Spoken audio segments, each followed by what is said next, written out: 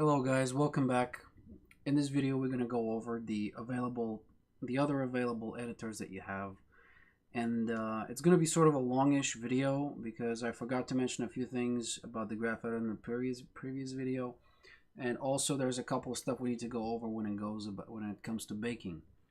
So if I go ahead and open the graph editor now, and you will notice that I've got nothing selected. Let me just play this animation. I real quickly created basically a collage, so to speak, of a haymaker and a bitch slap. That's what it is, believe it or not. I know it doesn't look the part, but just assume that it is for now. So first of all, if you're working on two objects that are keyframed, I forgot to mention this last time, so I'm going to go real quick over it. You can pin something, and every time you select something else that is not, well, every time you select something that is, does not include the object that you just pinned, you're going to have that curve available to you. And then obviously if you unpin it, it's gone. What I wanted to talk about is the curve buffering, which is essentially like a copy paste thing. It's basically putting whatever it is you're selecting into a clipboard so you can swap between it. In this case, let's go ahead and polish some. It basically allows you a quick iteration. So if I were to work on my x-axis here, and let me just take a look at how it works. Well, the x is pretty fine, I suppose. In this case, let's work on the y then. Yeah, this y isn't fine. So if I go ahead and select this curve, and I right-click snap buffer, which is also available here, by the way. You can snap buffer off this. Currently, I'm going to have it copied in a clipboard, so if I go ahead and try to do stuff, let's just say move this up and down and just change a little bit, a few values here. I'm not even thinking what I'm doing right now. I'm just creating, I'm just changing the curve so you can see the difference. Notice that there's this other bit left over here. Maybe I just retimed this. I can even flip this around, but obviously you've got all these other available options to you to work with. But at the end of the day, you can have this curve, which, it looks so weird because the hand goes back and forth because I'm just changing the value up and down all the time.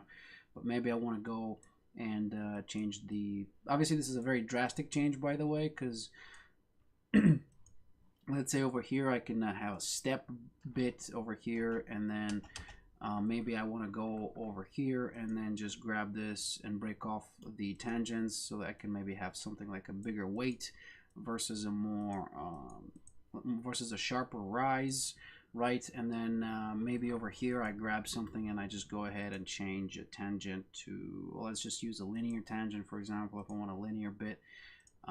So this is like a linear thing, I think. This was the one, was it? Yeah. So here I have something that's linear, and I can modify that as well, or I could have like a flat line, whatever it is I want to do. And then if I go ahead and select this, I will see that my other curve is still there. And what does that mean? Well, if I go ahead and check my selection, my animation now, and it looks like crap. Okay, it looks like total garbage. I mean, if it looked crap before, it looks definitely crap now. All right, so if I play this, you will see that it's just all over the place, very finicky, very stupid, very lame. That's not something that I want. So if I go ahead and just swap the buffer, well, if I obviously selected this first and then swap the buffer, you will see that I have swapped it. That doesn't mean that, by the way, I lose my previous change. So I can go back and change this again and again and again, however many times I like. And then whichever version I like, I'll just snap that, and I can keep my changes and continue working. Very safe method of operation because you can't really screw it up. So whenever you screw it up, just go back to swap buffer and then just snap buffer again to reset. It's like freezing your transforms. All right. That being said, I believe there's more to whatever it is we're here doing, and that is the dope sheet. The dope sheet is exactly the same thing as the graph editor, so I'm not going to go that much into it. It's basically showing you all your keyframes. Let's say I got two selected objects. This doesn't look too impressive now, does it? I mean, it looks like all the curves, the tangents. So if you just wanted to take a look at them without these curves, you just open up your dope sheet, and there you go. These are your keyframes, right? And you can drill down on them if you want to. Go ahead and just select this. If I could grab my If I could grab my transforms would be nice, please. There we go. There's your transforms, so you got all your translates. If you did want to change them, you know, but then again, they're part of your whole setup here, so I don't know why would you. You've got basically the exact same tools available to you in the graph editor. So if you go ahead and click edit and just grab some transformation tools, and maybe you want to scale some keys, you can just scale these keys, right? You can scale them the exact same way that you do in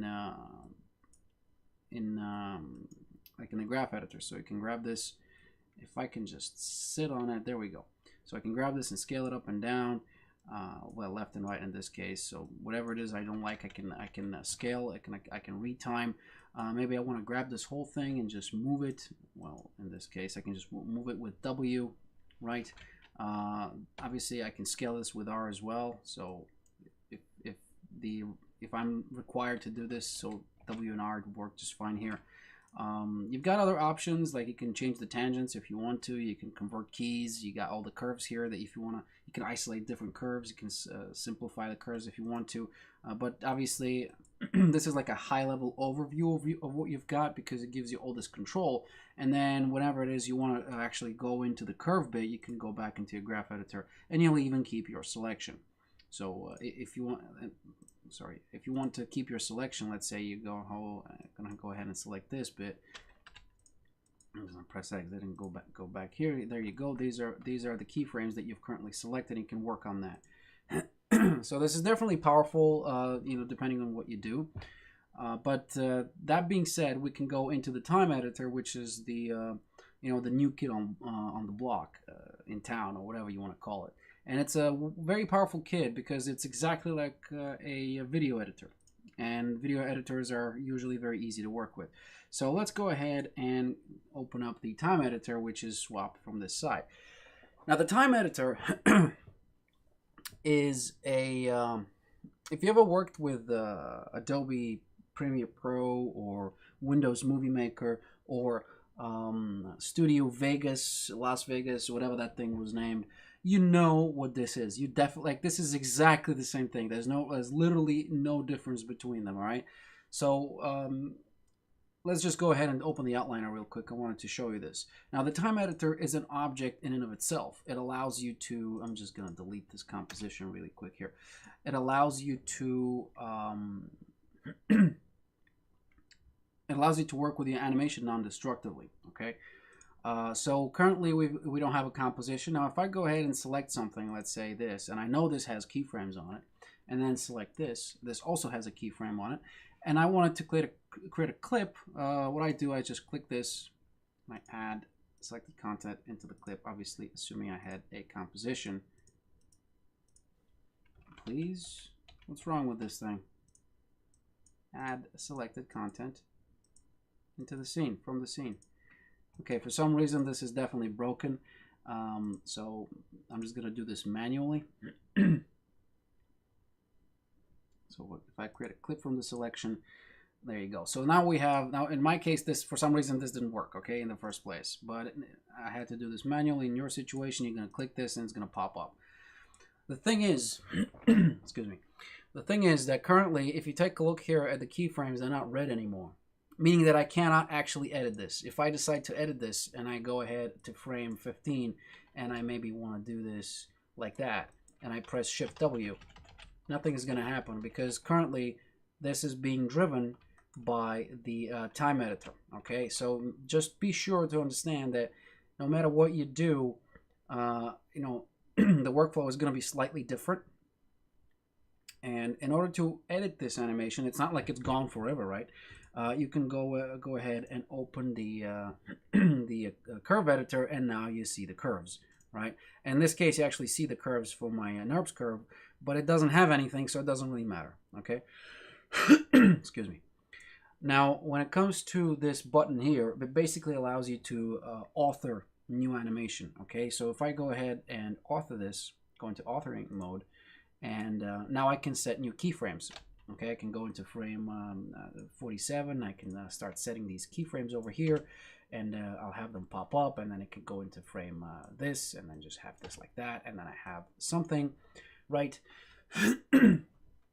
Now this is all very fancy, but obviously, you know, you need to basically switch between these three modes in order to work, you know, the magic.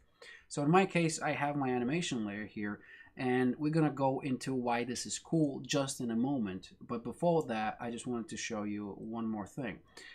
Let me open the outliner again. Notice that you have a hierarchy here, and at the top here we've got the composition, and I'm going to rename this combo. No, I'm going to name this fight or whatever. Name this whatever you want. This is your highest level of control over the hierarchy. Okay. Next, you've got the track, and the track is essentially just like any other movie editor. It's pretty self-explanatory. It's a track. So I'm going to call this combo. Currently, we got a combo of a haymaker and a backhand slap, okay? And what we can do right now is notice that there's an animation source, and this source is the unique thing, okay? Currently, as you can see, our clip here is not in italics, meaning that if I edit this, it's going to change locally only. Right, so if I go ahead and just go on frame 25, which is where we have our, which is the end of my haymaker animation, I'm going to go ahead and split this clip in the current frame, and now they are actually referencing the same animation source. So if I go ahead and change something in the animation source, the same thing will happen in the animation clip. So if I select this clip, for example, right now, and go into the graph editor here, and I do something weird, right? By the way, I failed to mention that the buffering bit works for many curves, so you can snap buffer this and then just edit the whole thing if you want to, right? Edit this and then edit this, and you're gonna have your both of your snap buffers. Both of your buffers will be the same, so you can swap them back, and they'll be back on track. Okay, so I just wanted to make sure that you understand that. I'm gonna clean out my buffer here. Right, where was I now? Oh yeah, so as you can see, you have this over here, and if I change this, you will notice that anything here will get changed as well, unless I go ahead and make this animation source unique, in which case I can go ahead and change it in the graph editor as I see fit later down the line. Now obviously you've got the ghosting thing, which is also cool. It's exactly like the ghosting that we showed in the visualization menu. Obviously you can have more than one track, so you can create another animation track, you can create other compositions if you want. Obviously changing compositions completely changes whatever you've done, so you could probably work from the beginning. But since this is not unlike a video editor, let me just go ahead over a few controls. So first, you've got the trimming bit, which allows you to trim your layers just like in a video. Okay, you're trimming the video. You're not actually destroying the video, you're just trimming the clip made from the video. Okay, so it's much like, it's basically the same thing, right? I can completely restore this animation if I go out to 50. Notice that there's no swap here, okay? Notice that there's nothing being cut out. Here I have something that's been cut out. Here I don't have anything. This is the full range of my animation. Now you might say, well, how do you speed this up if this is just trimming it? Well, you're going to use the scale tool. By the way, these are tied to E, R, T, and Y. R is for scale, E is for trimming. So if you want to use your hotkeys, this is the case. That's the way to do it. You've got your little grouping bit, but we're going to go over groups a little bit later. What I wanted to show you is the fact that you can, in fact, speed something up. So if I go ahead and just speed up my haymaker, if I actually grab this, speed up my haymaker, speed it up like so, my haymaker is going to be way faster. So if I just solo this for a second, right, if I solo this and play this, look at my haymaker, boom, very fast. I can speed this up even more. Let's say two frames, bam, that's too fast. That's too fast. Haymaker should be perhaps, let's say 8 frames. Boom. Very fast haymaker, okay? So this way I'm speeding and controlling my animation the way it's supposed to be. Now this is my default speed. Obviously I can have it slower if I continue the extrusion here. Other options is, of course, the loops. So I can loop this. Let's say I scale this down. Let's say I loop this for, let's say, 2 haymakers in a row, right? Currently this is a complete loop. You will actually get a notification if you go above. If you go above, you will get like See this breakdown here? Now this is not very visible because again, I've got I'm out of my range. But over here, if I just extend this a second, you will see that I have this thing here. Not very visible, but essentially it means that I have one completed loop. Okay, so in my case, let's just go over like this, and let's say I want 3 loops. So I'm gonna go over to frame 100. Actually, that's not 3 loops. That's 25 frames each. That's a lot of loops. So if I go ahead and play this now, what's gonna happen is, if I play this, I'm gonna have 2 loops. And if I go further, obviously I can have more. But let's say I want to really punch it down, really like break someone's face in. I could go ahead and grab the scale and just scale this down. Obviously, it's going to retroactively scale the loops as well. So currently, within the same time window, I can throw 5 punches. And if I go ahead and do this, it's going to be 5 punches. Boom, boom, boom, boom. Like that's, the guy is angry. What do you expect? Okay. Now, obviously, you can go ahead and select this and just remove the loops if you want to. There you go. Loop's gone. You don't even have to be within your loop settings. Obviously, if you extend this now, it's going to go back and just use the scale. You can do the same thing with the extend. Like, you can actually hold the mode. So if like this basically allows you to hold like your last keyframe. So in this case, if I had this over here, right, and I wanted this thing to hold the keyframe at the end, I can just go ahead and grab this and hold this keyframe for however long I need, so that you know, this position here is pretty much the same, right? So that's what it's for. And then obviously you've got your transitions. So it's exactly like a video editor. Again, you can blend between the two. You can have like very high blends. You can even edit the blends in the graph editor. So if I go ahead and just right click, I believe I could edit this here. No, I cannot. I need to go through the space bar, which by the way is also another menu. So if I go ahead and select both of these, actually, let me just see something. If I go like this, will I see the transition? No, I will not. What if I select both of them? Will I see the transition? I'm sorry, I haven't used this myself for too long because it's a brand new thing. Let's see, what if we go into edit and then tracks maybe? Mute and do add to solo tracks. No. Retime edit. Okay, well listen, you play around with these, you will eventually find a way to edit, because I know for a fact that you can edit the translation curve over here. Okay, you can definitely edit this curve. I'm just not sure what was crossfade, linear, default. Oh, there we go, custom. You can actually edit the curve. There we go. So there's the thing, the crossfade. You can have the step, the middle, all of them. You can have a custom spline. You can edit this in the bit here if you actually go ahead and create a custom spline first. Custom spline, and then you should go and be able to edit custom curve. And now there you go. So a lot of options really available to you, and a very powerful type deal, especially when it comes to you know, crossfading, etc. Not to mention that if you want to edit your animation, it is still possible, but do it non-destructively. By that I mean, let me just delete this because we don't need this, and I'm gonna, you know, bring this up to speed over here. I'm actually gonna reset this completely. So where's the thing? Where's the reset? There was a reset timing. So I completely reset this, you know, or this clip to its original position. So if I want to go ahead and let me just delete this track as well. I don't want this track. If I want to go ahead and edit something, like I already said, I either have to turn this off, go into my over here, and then I can perhaps do some changes in frame 15, let's say, and I can press S and then go to frame 27 and then do this and then press S, right? And then after I go back into my original thing, I should have my keyframes available to me the same way. For some reason I don't.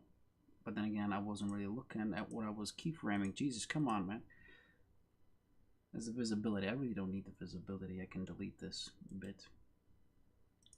But anyway, it's not a good idea to mute this all the time. It is possible to, you know, author stuff, which is definitely available to you once you want new animations or for something new. But most of the time, whatever it is you want to author is already authored pretty well. But if you want to do some modifications, edits, etc., you can do that. You can definitely do so. All right. Anyway, what I wanted to show you is the ability to use layers, and it's not unlike these layers over here to the left. It's actually exactly the same thing. However, they do not work together. Okay, these two things do not work together. So make sure that you understand that. Don't have a couple of animations here on this side. This is basically the newer version of this. All right. So if you have something like here, which by the way only supports 2 layers in Maya LT, so I don't really see the big deal here. Basically, make sure to not use this, or vice versa, or you have to export this and bake it out and all that before you can actually use it in the time editor. Okay. Anyway, that being said, let's go ahead and create a layer. So in this case, I'm going to go and create an additive layer. Now, you can obviously go ahead and create a layer. By the way, notice that you can see all the keyframes here. You can see them, but you can't necessarily edit them. That is because this is a reference clip. It's not the original thing. But in a layer, you can pretty much do whatever you want as long as you have the objects required to be added. So in my case, let's just say I'm going to add this control here. I'm going to add this just like a regular thing. So I'm going to go ahead and add selection to this thing. But this is ridiculous. Now I don't need that. I don't need that many keys, and I can definitely remove some of these, such as the scale, for example. I don't need the scale. Let me just remove this attribute and remove this attribute. For some reason, I thought I could actually select something. Let me just remove this attribute as well. So now we got the rotate and the scale, and I really don't need the rotate either, so I can remove this attribute as well, like this. So currently I have only these three attributes. Now this thing is changing according to the animation here. But let's say over in this position here, I actually want my bitch slap to be more of a bendy thingy. So maybe I want to go ahead and just move this somewhere lower and just press S on that. If I actually went ahead and created a keyframe, please. See, it's starting to bug out on me again.